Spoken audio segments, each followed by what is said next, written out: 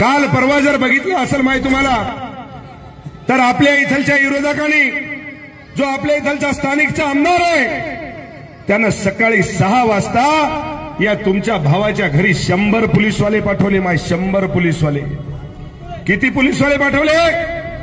100. माझे घरामध्ये लेकरं झोपलेले, बायको झोपलेली, आई झोपलेली, आणि त्या पोलीसवाल्यानं खट खट खट खट दरवाजा वाजवला आणि सर्च वॉरंट दाखवला आणि सगळे पोलीसवाले तुम्हाला सांगतो लेडीज सगळे घरामध्ये घुसले. मी त्यांना म्हणलो, अरे बाबा काय चललंय काय?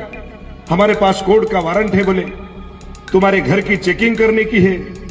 आता तुम्ही सांगा, एका आमदाराच्या घराची जर माय हे चेकिंग करत असतील कोणाच्या सांगण्यावरून, तर सर्वसामान्य माणसाचं काय आहे याचं मला उत्तर तुम्ही दिलं पाहिजे. कशामुळं? तर या ठिकाणी या हिंगोली शहरामध्ये हे जे शिवसेनेची फळी मी उभी केली, त्याचं म्हणणं आहे की तुम्ही ही उभी करायची नाही, आम्हालाच उभं राहू द्या आणि आम्हालाच निवडून द्या.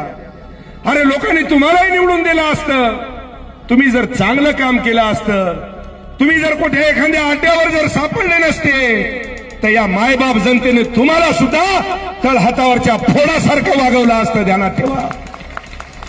हे संतोष बांगर चुकीचं कधीच करत नाही. मी जे बोलतो ते अंतःकरणातून बोलतो. या संतोष बांगरनं गरिबी बघितलेली आहे की गरिबी काय असती. आणि काल माझ्या घरामध्ये तुम्हाला घुसल्याच्या नंतर तुम्हाला सांगतो, कपडे, माझं फ्रीज जिथं तुम्हाला सांगतो की आपण वस्तू सडू नये, चांगल्या राहा, भाजीपाला, दूध त्या ठिकाणी आपण ठेवतो, ते फ्रीज सुद्धा उघडलं आणि त्या फ्रीज मधलं सगळं सामान तुम्हाला सांगतो की बाहेर काढलं. हे जर अत्याचार तुमच्या भावावर होत असेल तर मला वाटतंय ही मायबाप जनता त्याचा वचपा घेतल्याशिवाय राहणार नाही. ध्यानात ठेवा. आणि ऐका, 27 तारखेला आपल्याला सगळ्या जणांना आपलं वंजारवाड्याच्या बाजूला जो मंगळवार आहे त्या मंगळवाराच्या एरियामध्ये दुपारी 2 वाजता माझ्या सर्व माता बहिणीने त्या ठिकाणी आपल्याला जमायचंय. माझ्या सर्व लाडक्या बहिणीनं कुठं? मंगळवाराच्या ठिकाणी. सगळ्या जणांनी जसं जसं आपल्याला येता येईल तसं तसं तुम्हाला सांगतो की शॉर्टकटमध्ये या.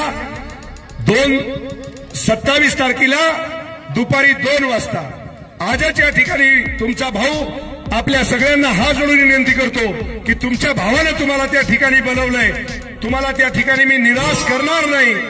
याच्याही पेक्षा तुम्हाला सांगतो की त्या ठिकाणी आपण सगळेजण भेटूया आणि